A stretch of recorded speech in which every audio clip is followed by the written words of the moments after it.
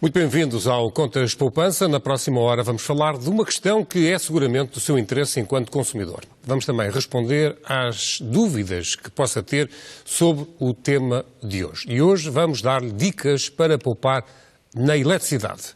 E talvez não imagine, mas muitas vezes o segredo está em saber ler a fatura. Ora bem, para isso e para poder participar no programa, ligue pelos números habituais de telefone, que são o 21416-1147 ou o 21416-1148. Peço-lhe que coloque a sua pergunta de uma forma muito direta e também objetiva para que consigamos responder ao maior número de perguntas. Estamos também a transmitir este programa em direto no Facebook da SIC Notícias e por aí pode também colocar as dúvidas que tiver. Pode ainda fazer-nos chegar a sua pergunta através do WhatsApp, aqui no formato de vídeo, para o número 963-168-000. Comigo estão hoje o Pedro Anderson, jornalista e autor da rubrica Contas Poupança, e também Eugénia Alves, do Núcleo de Apoio ao Consumidor da ERSE, a entidade reguladora dos serviços energéticos. Muito boa tarde e bem-vindos aos dois. Ora, hoje, como já dissemos, o tema tem a ver com as faturas de eletricidade e a fatura continua a ser, de facto, para muitas pessoas, um bicho de 7 cabeças. Explicamos-lhe então como pode saber se está a poupar ou não na eletricidade apenas olhando para uma pequena linha na sua fatura da luz. Se acha que está a pagar muito de eletricidade, o mais provável é que esteja a gastar mais do que pensa. Mas para descobrir se é erro ou não, tem de aprender a ler a sua fatura. E às vezes quase parece que é preciso tirar um curso. Neste Contas Poupança vamos ensiná-lo a fazer as contas para saber se está na altura de mudar de comercializador de eletricidade. Faturas. Chegam pelo correio ou por e-mail e normalmente só olhamos para o valor a pagar. Mas, se olhar com mais atenção, há pormenores que o ajudam a perceber como baixar o valor que está a pagar. Por exemplo, tem algures na sua fatura, varia de empresa para empresa, uma linhazinha que eles são obrigados a pôr todos os meses, que lhe diz se está a poupar ou se está a perder dinheiro. Deve ver esta linha todos os meses, sem falta, para saber se deve mudar já de empresa ou não. Explico-lhe daqui a pouco o que diz esta linha e para que serve. Antes disso, vamos aprender a ler uma fatura da luz. Fica às escuras quando olha para a fatura da eletricidade? Um estudo da DECO diz que 4 em cada 10 portugueses não percebe o que está a pagar. Paga e cala. E só 1 em cada 10 lê a fatura com atenção para ver se não tem erros. A maior parte, quando recebe a fatura, só procura uma coisa. Bem, para dizer a verdade, 2. Normalmente vem o valor que tem a pagar e a data limite para o seu pagamento. E, portanto, não se detêm a fazer uma análise dos quilowatts que são consumidos. Se, por exemplo, tem uma tarifa biohorária, quais são os quilowatts que são consumidos fora do vazio ou dentro do vazio. E, só portanto, essa expressão que acabou de utilizar é chinês para muitas pessoas. Já é difícil, é verdade. Vamos lá então trocar por miúdos. O vazio é à noite, normalmente depois das 10 da noite até às 7, 8 da manhã. Fora do vazio é de dia, entre o início da manhã e as 10 da noite. Saber isto só é importante se tiver tarifa biohorária. Muitas pessoas pensam que já estão a poupar só por terem a tarifa biohorária. Nada mais errado. Para perceber melhor, vamos comparar com os combustíveis. Ter a tarifa biohorária é como se pudesse encher o depósito do carro a 70 cêntimos o litro depois das 10 da noite. Mas sempre que abastecer de dia, paga o litro a 3 euros. Já está a ver o que acontece se puser as máquinas a trabalhar antes das 10 da noite. Vai pagar uma brutalidade de eletricidade e não percebe porquê. Se não houver este cumprimento dos horários, efetivamente acaba por não compensar e até por pagar mais. E, portanto, a nossa plataforma e o nosso site da Fatura Amiga ajuda exatamente o consumidor a compreender melhor a importância de saber os horários da sua tarifa para poder transferir os seus consumos de energia e utilizar os equipamentos que mais consomem dentro do horário em que a tarifa é mais baixa. A plataforma Fatura Amiga, da DECO, com o apoio da ERSE, é uma página na internet que o pode ajudar a poupar na fatura da luz. Basta ir a www.fatura-amiga.pt, registar-se, colocar os dados do seu contrato, todos os meses coloca manualmente o que aparece na sua fatura e depois recebe dicas personalizadas sobre como pode baixar o que paga de eletricidade. Se, por exemplo, eu descobrir que nos últimos 2 meses a fatura subiu e eu não sei porquê, posso, por exemplo, ter um eletrodoméstico avariado, é Exatamente, isso? Ou pode ter algum problema com o contador, isso também acontece. Os contadores também, às vezes, verificam problemas. Vou-lhe dar um exemplo. Há frigoríficos que duram muito tempo e, portanto, podem não ser energeticamente eficientes e podem, efetivamente, estar a consumir energia em excesso. Eu só posso detectar este problema se fizer um acompanhamento do consumo de quilowatts da minha fatura. Já vamos a um caso prático. Antes disso, pode ver nesta página qual deve ser a sua potência contratada ideal. 80% dos portugueses sabe qual é a potência contratada que tem, mas metade deles não sabe quanto custa essa potência contratada. Podiam reduzir 1 ou 2 escalões e quase ter uma mensalidade de graça por ano só por fazerem isso. Quando lhe telefonarem a sugerir mudar de fornecedor de eletricidade, pergunte sempre qual é o preço do quilowatt-hora e compare com este valor que aparece na sua fatura. É só isto que tem de fazer. O preço do quilowatt-hora, ou seja, cada 1000 watts que gasta em casa, é como o preço do quilo do açúcar ou do litro de combustível. É isso que tem de comparar antes de mudar de empresa. Se lhe fizerem o quilowatt mais barato do que está a pagar hoje, então pode e deve mudar de empresa.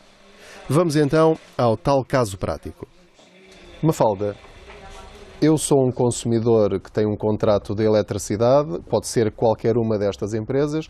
Como é que eu, pegando na minha fatura e indo ao site Fatura Amiga, me pode ajudar a poupar naquilo que eu pago todos os meses de eletricidade?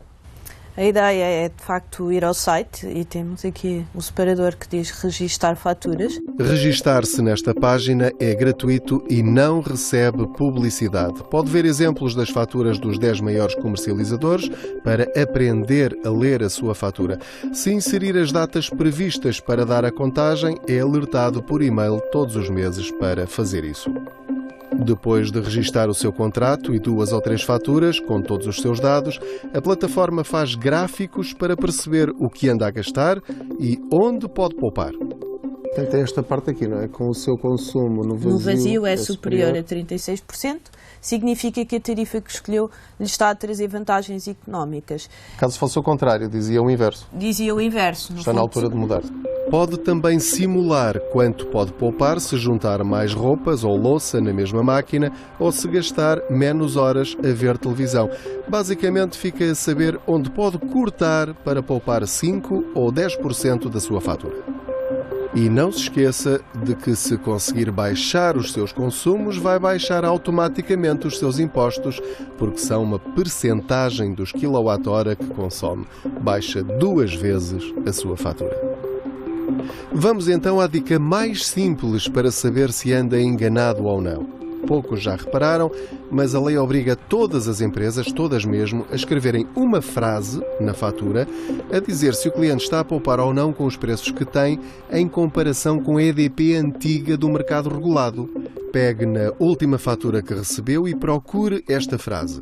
Se optasse pela tarifa regulada, pagaria pelo mesmo consumo de eletricidade desta fatura e depois aparece um valor. O valor que lhe aparecer aqui é o segredo para saber se está a pagar demais ou não. No caso da EDP comercial, se o valor for negativo, é porque está a perder dinheiro e deve mudar de contrato ou de empresa o mais depressa possível. Como pode ver nestes exemplos, cada caso é um caso e há quem esteja a poupar e quem esteja a desperdiçar dinheiro. Depende do contrato que assinou.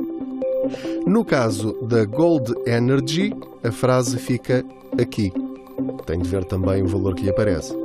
Nas faturas da Galp, o valor está aqui nesta zona. E depois, há empresas em que a frase está num português muito mal escrito. No caso da Luz Boa, a frase diz que há uma diferença, mas não deixa claro se essa diferença é em benefício ou em prejuízo do cliente. No caso da Endesa, acontece o mesmo. A frase tem lá o tal valor, mas não se percebe claramente se o sinal negativo, quando aparece, é bom ou mau para o cliente. Alertada pela SIC, a ERSE diz que esteve a analisar atentamente todas as faturas dos comercializadores no mercado e, efetivamente, alguns poucos casos podem dificultar a compreensão do consumidor. Nesse sentido, a ERSE diz que já recomendou aos comercializadores em causa a adoção de linguagem mais clara e objetiva, tornando inequívoco para o consumidor se poupou ou se pagaria mais se aplicasse a tarifa regulada equivalente. Ficamos a aguardar. Quer um cafezinho? Daqui a pouco, obrigado.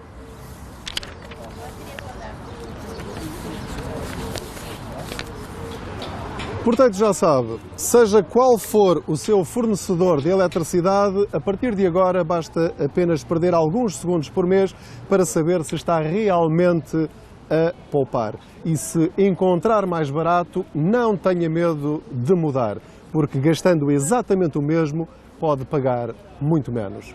Gonçalo Soares e Pedro Anderson, SIC. Bom, fica então claro que é possível fazer poupança também na fatura da luz. Eugênio Alves, aqui, de facto, as pessoas podem se interrogar um bocadinho sobre esta particularidade deste setor. O bem é o mesmo, não é para todos, a eletricidade é a mesma, mas de facto depois há aqui estas cambiantes todas. Isto tem a ver com serviços que cada empresa pode fornecer, com as potências contratadas. Depois há aqui, então começam a nascer aqui uma série de opções múltiplas que cada um, enfim, terá que depois avaliar e escolher. É fácil poder chegar à conclusão de que a empresa X, de facto, é a que nos convém mais facilmente, ou que nos poupa mais dinheiro, nos faz poupar mais dinheiro. Boa tarde. Cada vez mais é mais fácil, de facto. Há mais ofertas e há ferramentas que permitem às pessoas poder comparar os preços e as condições que cada comercializador oferece e escolher, de facto, aquela que se adequa mais ao seu perfil de consumo. Nem todas as pessoas têm o mesmo perfil de consumo. Isso é muito importante, conhecer o seu perfil de consumo, porque só aí é que pode fazer a escolha acertada da melhor opção. Naturalmente. Muito bem, vamos então partir para a conversa, porque já temos um espectador em linha com os nossos telespectadores sobre esta questão da energia. Já percebemos que todas as respostas terão muito a ver com os casos particulares que nos sejam aqui colocados. Em linha está a Manuela Canelas, que nos telefona da Alemanha. Muito boa tarde. Manuela, qual é a questão que gostaria de colocar? Olha, a questão é a seguinte. Eu vivo fora de Portugal. E tenho aí uma casa, a casa é pequena. Quando eu venho de férias, eu desligo sempre a eletricidade. E eu estou a pagar, de momento, 20 euros por mês de luz. Como assim? Portanto, sem estar cá em Portugal a residir e, portanto, não tendo consumos. É isso que quer dizer, não é? Exatamente, porque eu desligo sempre o contador quando venho de férias, assim muito como bem. desligo o da água e o do gás. Bom, vamos lhe dar então a resposta. Manuela, muito obrigado por ter ligado. Há uma resposta, obviamente. Naturalmente. Há muitas vezes esta dúvida, de facto, porque as pessoas não estão a consumir, mas recebem uma fatura com algum valor. Isto tem muito a ver com aquilo que se chama muitas vezes o termo fixo e que não é mais do que a potência contratada. Ou seja, nós não podemos não estar a consumir nada, mas existe uma disponibilidade para esse consumo. Para a pessoa não pagar efetivamente nada, terá que cessar o contrato, terá que rescindir esse contrato. Porque se não rescindir, mantém-se essa disponibilidade de poder chegar a casa e ligar o quadro e ter consumo. E por isso tem esse custo, que é o termo fixo, mais os impostos que acrescem naturalmente a esse termo fixo e que é normal haver numa fatura de eletricidade, porque eletricidade sem potência nós não conseguimos consumir. Em ausências prolongadas da residência, no caso desta senhora, que enfim, está na Alemanha, portanto, poderá ter aqui vários meses de ausência. O aconselhável é mesmo rescindir e depois, sempre que vem, eventualmente, retomar um novo contrato? O que é que aconselharia? Neste momento, a facilidade com que se celebra um contrato de fornecimento de eletricidade talvez até seja mais vantajoso para a senhora. Provavelmente ela terá que ponderar, de facto, o período de ausência, se é um período muito longo que lhe facilita ou poupa, efetivamente, se cessar aquele contrato e quando estiver para regressar a Portugal poder contratar um novo contrato, mesmo telefonicamente, não é? Pode fazê-lo, ou se os períodos de ausência de facto são muito mais curtos e não lhe compensa também em termos de trabalho. E pode haver também uma outra situação que é as estimativas e, portanto, a somar a tudo isto, a empresa pode estimar que durante aqueles meses há um consumo, uma vez que estando na Alemanha não terá a possibilidade de enviar as contagens. Talvez se tivesse alguém que enviasse mensalmente as contagens a zero, poderia só pagar a potência contratada e os impostos. Se calhar a somar a esses elementos da fatura, também está a pagar uma estimativa de consumo que depois será acertada mais à frente quando houver uma contagem real. Bom, ficou então aqui dada a resposta e o conselho também a esta nossa telespectadora. Temos uma outra questão e vamos já ouvi-la. É uma questão que nos é colocada por Joaquim Pimenta, que seguramente interessa às famílias portuguesas mais carenciadas. Queria saber como é que é o programa da tarifa social e quem é que tem direito e o que é preciso fazer para ter direito à tarifa social. Tarifa social é uma questão muito concreta, mas também fácil de responder, não é? Sim, senhora. Neste momento ainda é mais fácil pedir, neste caso, há uma atribuição automática. Existem dados, portanto, os comercializadores comunicam esses dados à própria Direção-Geral de Energia e Geologia sobre os consumidores que possam estar em condições de ter uma tarifa social. E essa tarifa social é atribuída automaticamente. No entanto, há pessoas que não tendo sido atribuída essa tarifa social, se consideram que reúnem, digamos, os requisitos para que lhes seja atribuída essa tarifa social, podem sempre pedir junto da Segurança Social ou mesmo da Repartição de Finanças uma declaração em que comprove essa condição. E essas condições são de duas ordens. Uma de natureza social. Existe um conjunto de prestações sociais, como complemento solidário para idoso, pensão social de invalidez, rendimento social de inserção, abono de família, que lhes dá automaticamente direito a ter uma tarifa social e desde que não tenham, por exemplo, uma potência contratada superior a 6,9 kVA. E que sejam titulares desse contrato e que sejam domésticos e que seja para habitação permanente. Os que têm um rendimento também anual não superior a 5.080 euros, se eu não estou em erro, também podem ter direito a essa tarifa social. Portanto, é uma questão só de, até junto do próprio comercializador, tentar essa informação ou tentar obter essa declaração junto de uma dessas instituições públicas.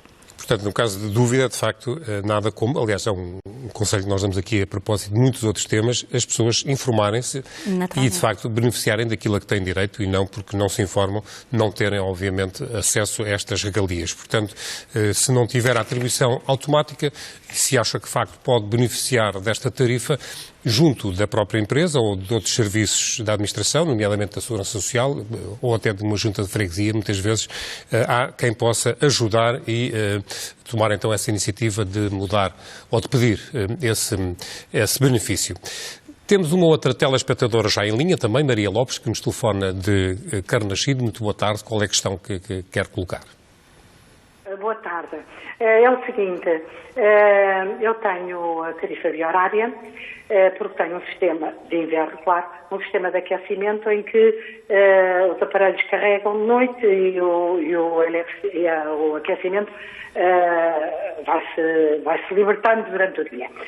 Agora, há meses no ano em que, efetivamente, eu não tenho os aquecimentos ligados, não é?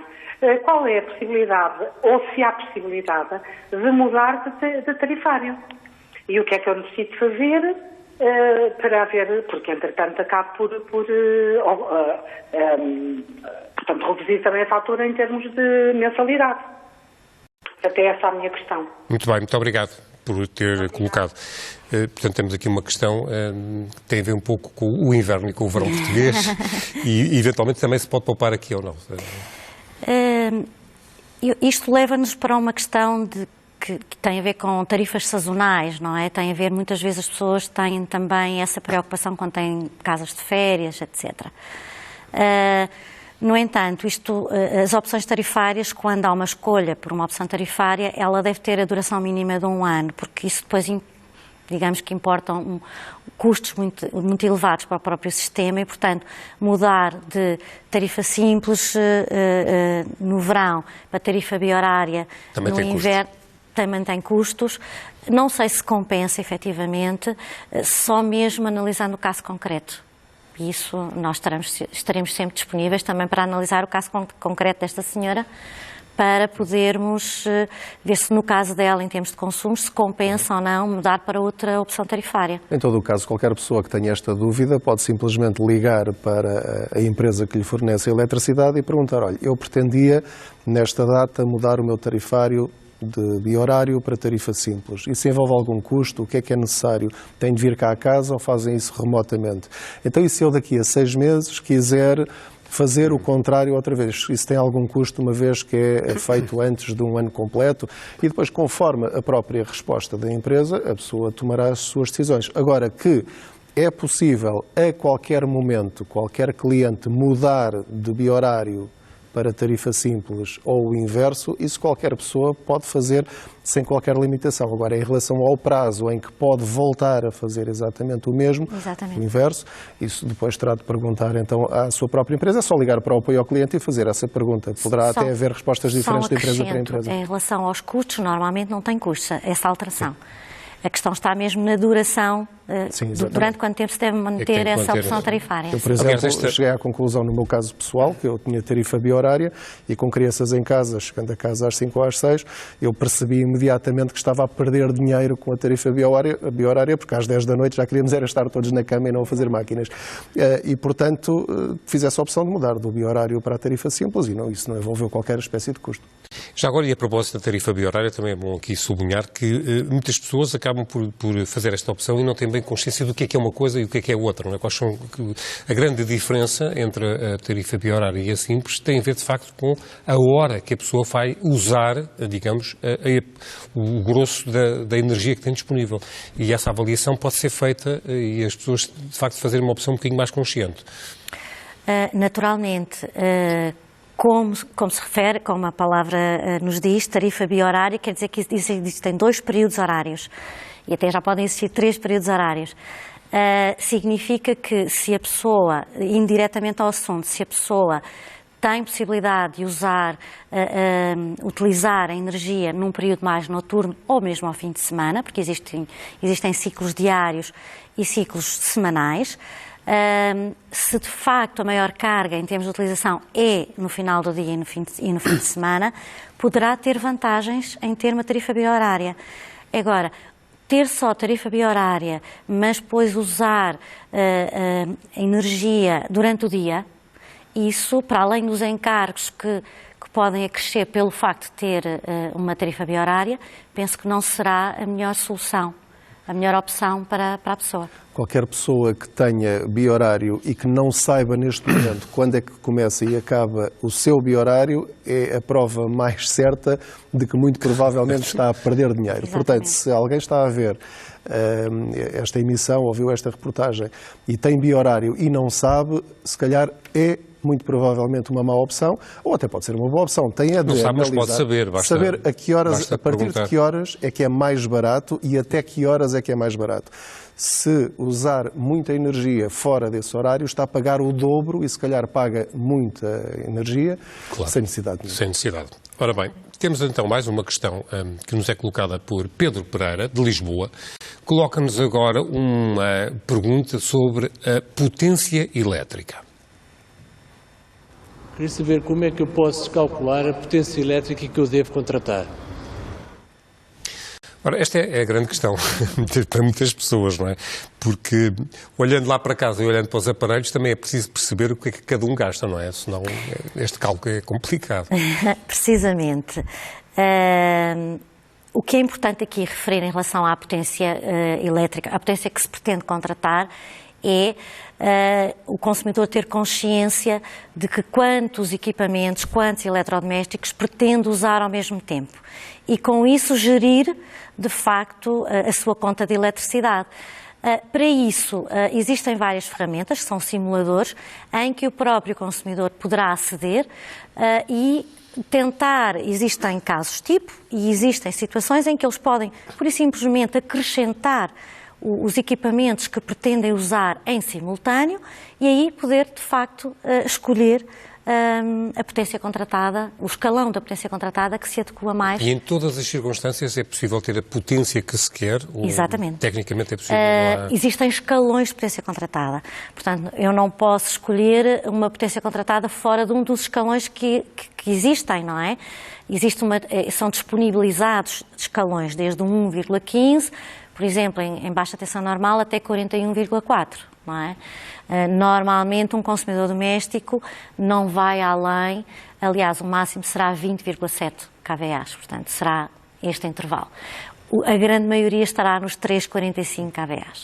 E para as pessoas terem uma noção, olhando para a fatura, é possível saber imediatamente qual é a potência contratada. Todas as faturas têm essa indicação, normalmente é na primeira página, ao fundo, e olhando para lá, se tiver 3,45 é o suficiente para usar todos os eletrodomésticos que quiser em casa, desde que só use um de cada vez. A partir do momento em que alguém queira pôr a máquina de lavar roupa e a máquina de lavar louça ao mesmo tempo e depois ainda ligar o forno, quase de certeza que o quadro irá abaixo. E, portanto, se não quiser que o quadro vá abaixo, pode aumentar para o seguinte, que é 4,6, e assim sucessivamente. Mas é bom termos esta consciência. Se estivermos dispostos a fazer o sacrifício de só usar uma máquina de cada vez, 3,45 é perfeitamente suficiente. No caso contrário, de querer, de facto, usar tudo ao mesmo tempo, há os tais ditos simuladores, onde é possível ir colocando os vários eletrodomésticos e a pessoa avaliar, então, a potência. Pedro, já agora, em termos de informação também, esses simuladores estão disponíveis. Basta ir à internet e escrever simulador potência contratada e vai encontrar vários. A ERSE também tem. A ERSE também tem. E, portanto, outra forma mais empírica, enfim, mais prática de uma pessoa saber qual é a potência contratada ideal é, se tem 3,45, sobe para 4,6. Se vir que o quadro vai muitas vezes abaixo e não quer estar na disposição de mudar os seus comportamentos, muda para o escalão seguinte e assim sucessivamente até estar satisfeito. O inverso também. Imagine que tem 10 ponto qualquer coisa e quer saber se pode baixar. Baixa um escalão. Se ficar tudo bem durante 3 ou 4 meses, pode experimentar descer mais um escalão. E assim sucessivamente até perceber qual é, para os seus comportamentos lá em casa da família, qual é a potência ideal. Ir descendo de 6 em 6 meses um escalão. Porque vai poupar também. Porque vai poupar muito dinheiro com isso. Pode ter um mês de graça, basicamente, por fazer isto.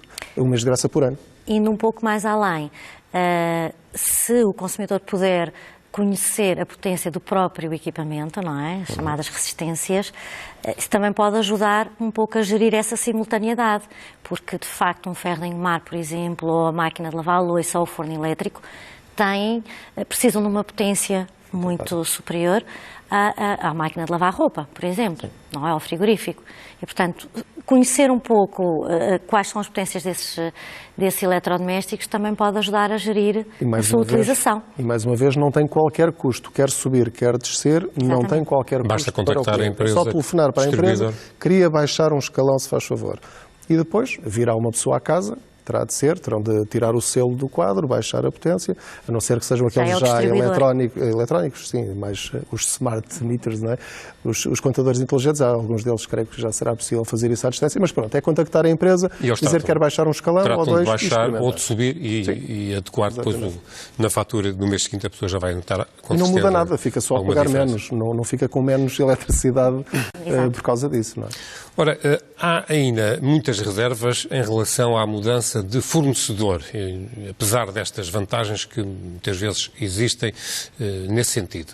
Muitos portugueses optam também pela tarifa bi-horária, mas nem todos a consideram vantajosa. Vamos ver. Mudei de tarifa, portanto, para a tarifa bi-horária.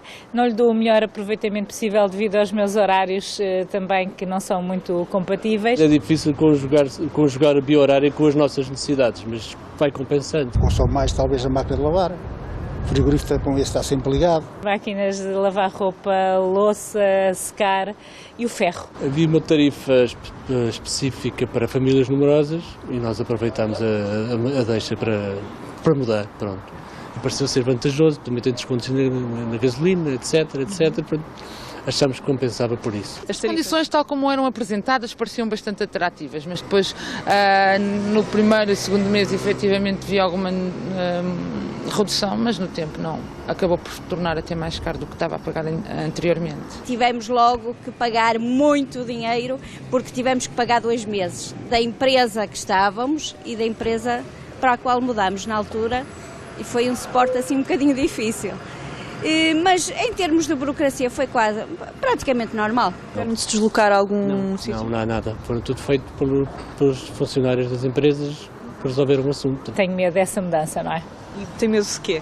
Medo porque, como lhe digo, tenho amigos meus que fizeram essa alteração e as contas também não são significativas. Se uns baixam, os outros também terão que baixar, porque não vale a pena andar a mudar de um lado para o outro, porque ao fim e ao cabo, quer dizer, a diferença vai ser sempre pequena e o equilíbrio vai tender para se manter. Tem por hábito ir acompanhando os preços que os fornecedores praticam ou não? Não tenho tempo, não. Devia fazê-lo, sei, mas não faço. E essa experiência que correu menos bem da mudança influenciou um bocadinho isso? Ou seja, acha que já não... Influenciou, certamente que sim. Influenciou e, portanto, agora vou-me deixar estar.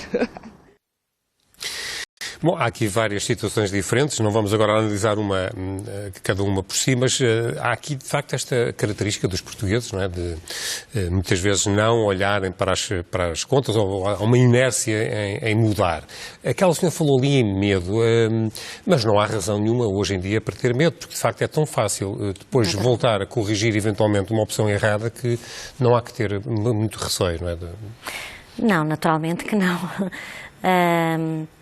É importante referir aqui uma coisa que talvez os consumidores nem todos possam saber, que isto do mercado de eletricidade tem a ver que nós podemos, de facto, escolher um comercializador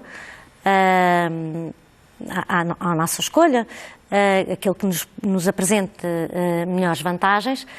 No entanto, o mercado, o setor da eletricidade está organizado de uma forma em que cada comercializador não é quem distribui essa eletricidade até a nossa casa, não é? Portanto, há uma concessão, uma distribuição que é, de alguma maneira, atribuída a uma determinada empresa e, portanto, que usa, e o comercializador usa essa rede para fazer chegar essa eletricidade às nossas casas. Mas, naturalmente, que isto é um mercado seguro em termos de, à partida, não vai ficar ninguém sem o fornecimento de eletricidade. Depois haverá outras situações que o consumidor tem que ter em atenção, muitas vezes tem a ver, sobretudo, com as práticas comerciais que esses comercializadores possam, de alguma maneira, fazer uso para angariar clientes. É bom sublinhar que são muitos neste momento, porque são mais de 20. São mais de 20. Muitas pessoas podem não ter esta noção, mais de 20 podem receber mais de 20 propostas em casa para mudar o seu fornecedor. Sim. E no caso dos clientes domésticos, dos consumidores, essas propostas, essas ofertas, têm que estar disponíveis na internet, todas elas. Portanto, o consumidor só tem que contactar, verificar quais são as propostas, as condições em termos de preço e outras condições que possa considerar mais vantajosas e contactar esse comercializador. Regrador, olhar pelo preço do quilowatt. Do quilowatt-hora, sim. Que cada um propõe, não é? Exatamente, que vem na fatura, precisamente. Sendo que também há aqui uma outra situação importante que foi referida também na reportagem, é que o consumidor, quando quer mudar de comercializador, não precisa de ir ao anterior comercializador dizer eu não quero mais o contrato com os senhores. O novo comercializador trata de tudo. Portanto, mais fácil ainda. É mais fácil. E nós até temos um grafismo que mostra aquela frase que referimos na reportagem inicial, em que as pessoas podem não ter tempo para acompanhar a evolução dos preços, mas pelo menos ficam a saber, comparando com o mercado regulado, com a chamada EDP antiga do Serviço Universal, ficam a saber se estão de facto a poupar ou se até poupariam dinheiro se tivessem ficado na outra EDP. Portanto, só por aí conseguem ter essa noção, se vale a pena ou não, ou se estão a ter um bom preço ou não. Porque se estivessem melhor no mercado regulado, é porque alguma coisa está mal e devem procurar uma alternativa mais barata. Fica aqui mais uma vez este sublinhado no sentido de olharem bem para a fatura e descobrirem de facto essa linha que é importante conhecer. Está em letras muito miudinhas, obviamente porque não interessará a algumas das empresas fornecedoras de eletricidade, mas ela está lá justamente porque a ERSE as obriga a ter essa linha e isso é fundamental para ajudar as pessoas a pelo menos terem uma noção. Esse valor vai variar de caso para caso, de pessoa para pessoa, até vai variar dentro da mesma empresa conforme a data em que assinou o contrato com essa empresa. O mesmo cliente, na mesma empresa com os mesmos consumos, pode ter um valor diferente nesta frase. E isso é muito importante as pessoas perceberem. Ora, temos agora mais um espectador em linha, chama-se Carlos Antunes, telefona de Lisboa. Muito boa tarde, Carlos. Qual é a questão que quer colocar? É o seguinte, aqui há dias apareceu-me aqui a EDP com um funcionário para mudar um contador para o contador daqueles de antena, que mandam contagem automática.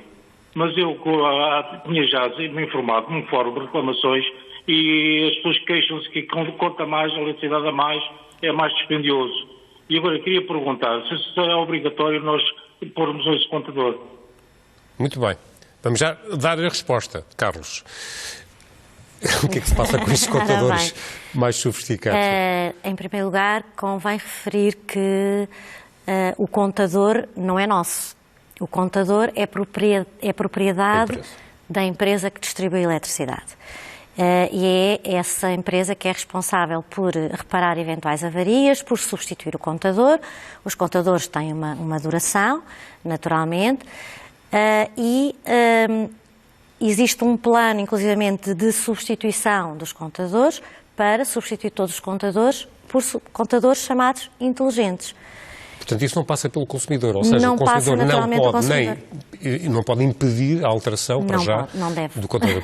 O nosso espectador estava a perguntar se podia ter quase que barrar o funcionário, não pode. Nem sequer é vantajoso para ele, não é? Porque o contador inteligente não só tecnologicamente é mais evoluído do que os outros contadores que vão sendo mais antigos, como pode ter vantagens em termos de gestão da vida da pessoa, em termos de poupança, quer perceber exatamente, por exemplo, a que horas é que consome mais e menos, que equipamentos é que estão a consumir mais ou menos, para além de uma outra grande vantagem, é que a partir do momento em que haja uma ligação, uma leitura remota, em que não seja necessário um funcionário da empresa de distribuição deslocar-se ao local de consumo para recolher a leitura, portanto, há uma comunicação dessa leitura automaticamente. Evita a estimativa. E evita a estimativa de consumo.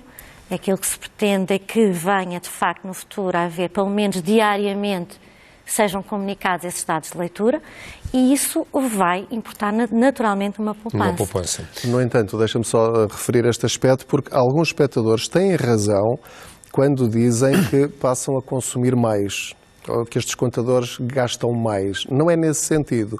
Porque os contadores antigos tinham um funcionamento mecânico, ou seja, eu vou utilizar uns termos muito simples, era por aquecimento. Quando gastavam muito na potência contratada, aquilo ia aquecendo, até que o quadro disparava e ia abaixo.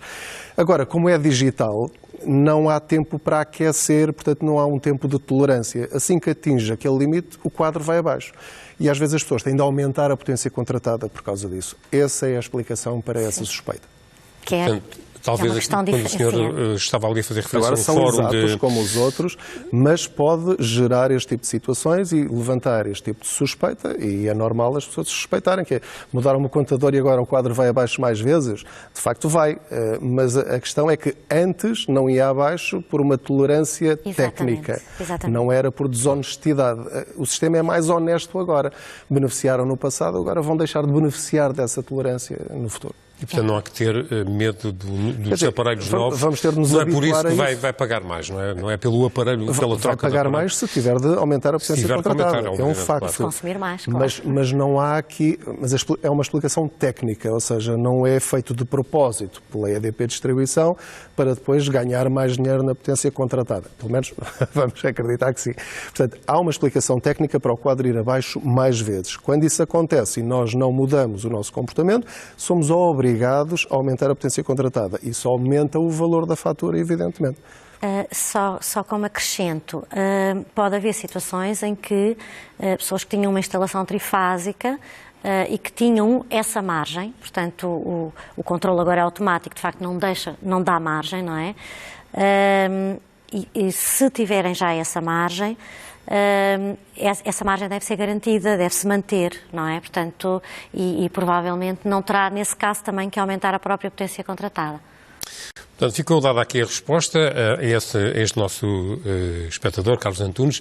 Vamos agora ouvir a pergunta que nos coloca Odete Silva. Agora responda-me, se faz favor, quando faz um novo contrato com uma empresa de eletricidade, se tem período de fidelização? Ora bem, tem ou não?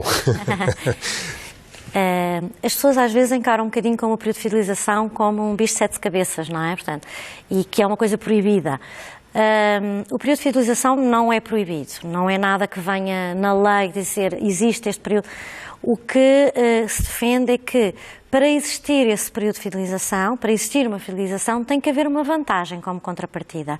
Para a pessoa se fidelizar durante um ano, por exemplo, a uma determinada empresa, tem que ter uma contrapartida, um benefício, tem que saber durante quanto tempo é que tem que estar fidelizado e como é que cessa e, eventualmente, se quiser antecipar o fim desse contrato, antes do tal período de fidelização, se tem que pagar alguma penalização, digamos assim. Mas não é automática a fidelização? Não é automática, eu diria mais. Em termos de consumidores domésticos, é muito raro isso acontecer. Nós também não conhecemos situações de contratos de consumidores domésticos com período de fidelização. Há apenas uma situação que é mista, que é a oferta de uma empresa em que ao fim de um ano oferece uma mensalidade. Portanto, acaba por ser uma fidelização, mas...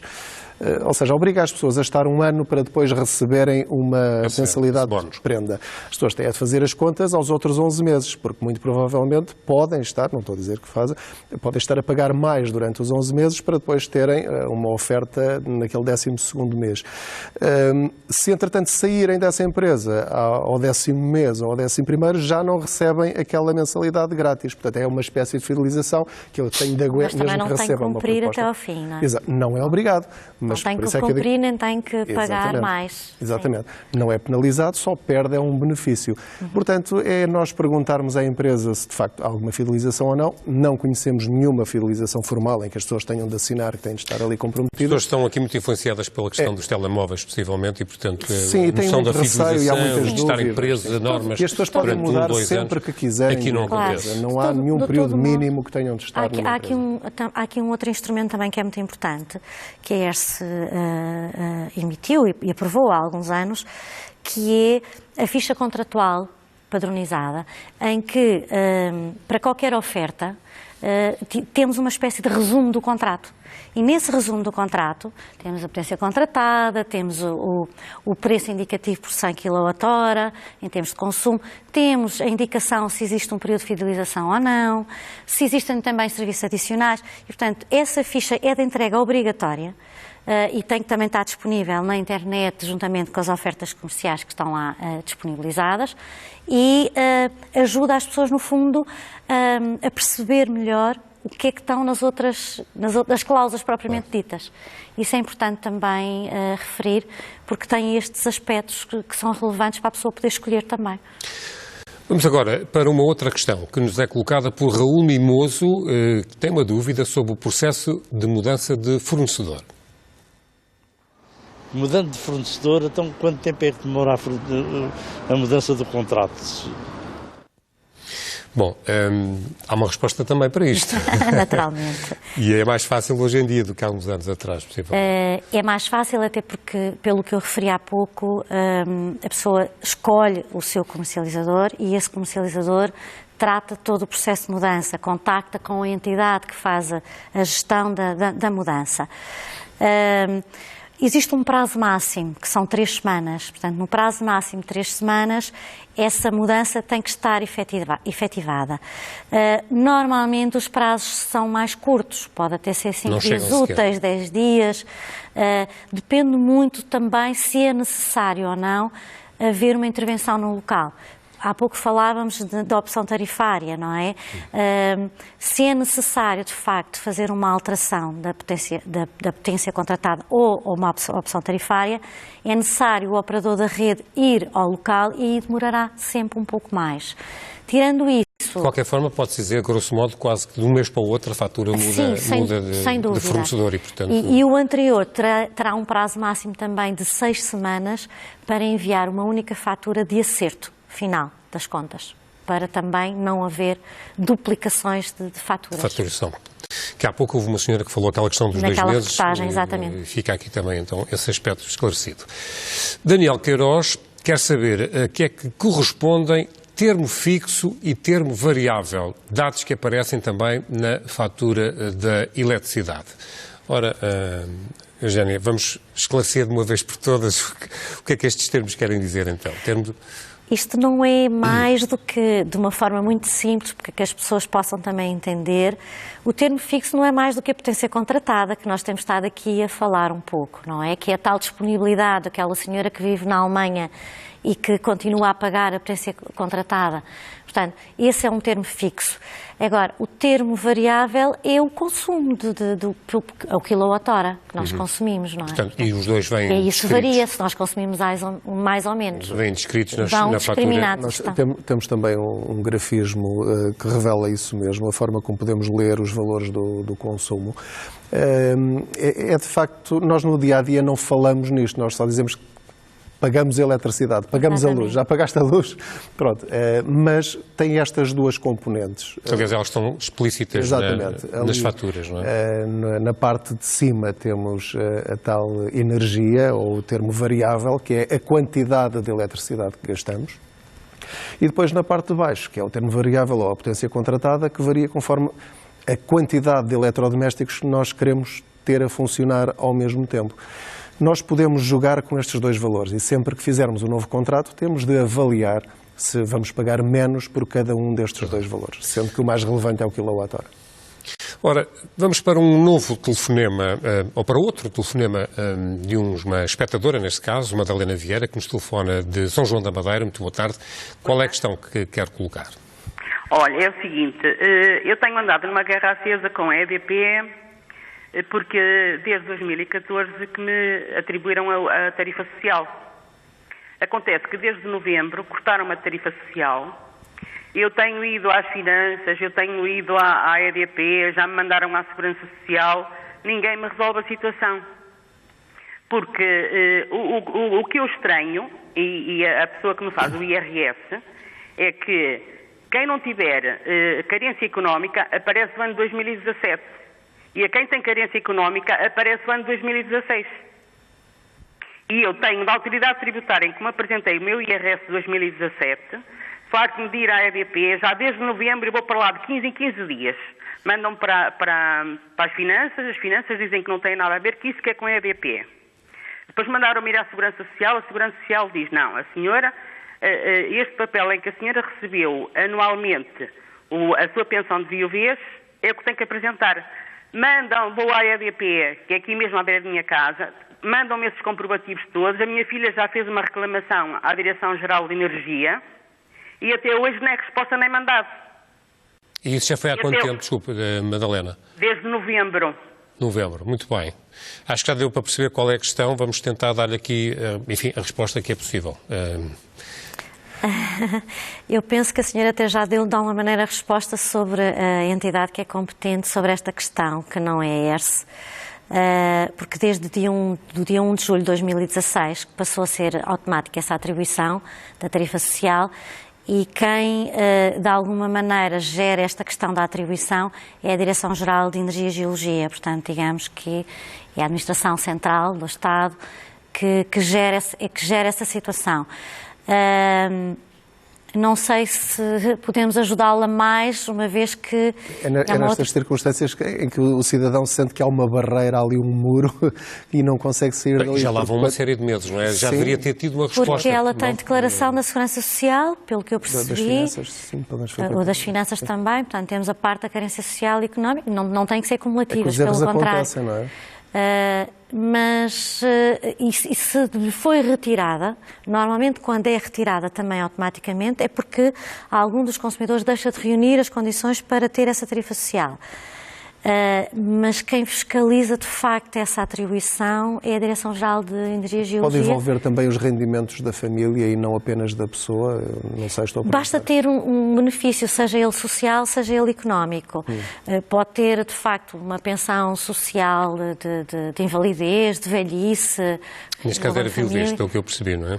Pronto. Sim, não sei se está envolvido. Pois, não sei se terá outro nome em termos de prestação social, mas ela também falou, a senhora também falou na parte económica, não é? Portanto, em termos de finanças. E por aí, de facto, tem o tal valor que é de 5.808 euros por ano. A questão pode ser aí já as finanças não ter mesmo. Uma resposta por parte das entidades perante isso. Vê alguma outra alternativa, a não ser insistir e enviar todos os meses uma cartinha para eles? Pois, insistir junto do próprio comercializador, não é? Que, de alguma maneira, aplica essa tarifa. Há de ter avançado uma razão, não é? Tem que haver uma explicação para o corte do benefício. Permita-me dar uma sugestão. Tentar insistir também junto com a entidade pública que Sim. Deixa-me dar uma sugestão a esta espectadora. Já fiz há algum tempo uma reportagem sobre os centros de arbitragem de conflitos de consumo. As empresas de energia são obrigadas a ir lá, portanto sugiro, não conseguindo de outra maneira, apresentar uma queixa no centro de arbitragem mais próximo da casa da espectadora, explicando a situação, e eles são obrigados a ir lá perante um juiz, não paga nada ou paga no máximo 10 euros, e o juiz decidirá o que é que se faz em relação a essa situação.